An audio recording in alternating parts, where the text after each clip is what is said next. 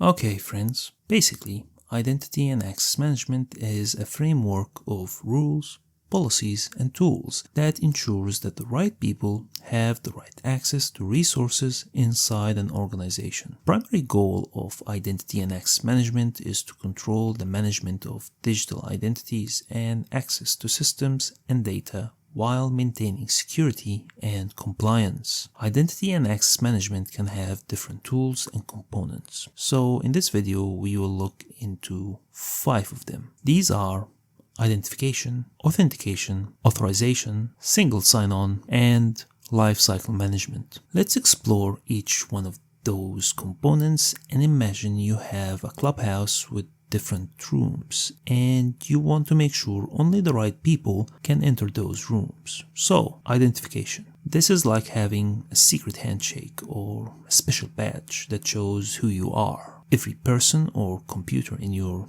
clubhouse needs a way to say, "Hey, it's me." Then there is authentication. After you show your special badge or do the secret handshake, there is a check to make sure you are who you say you are. Then comes authorization. Once you have proven you are who you say you are, identity and access management controls decide what you're allowed to do in the clubhouse. Some people might have permission to go into the game room, while others can go into the library. Then there is single sign-on. Basically, what this means is having a magic key that opens all the doors without needing a separate key for each. And finally, life cycle management. Sometimes people move away or new ones join the clubhouse. Identity and access management helps keep track of everyone, making sure old employees can still come in and that new ones get the right access. Effective identity and access management implementation is crucial for organizations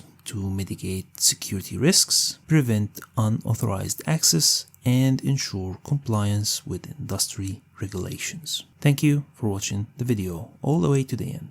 I hope you enjoyed it and learned something new. Stay safe and I'll see you in the next one.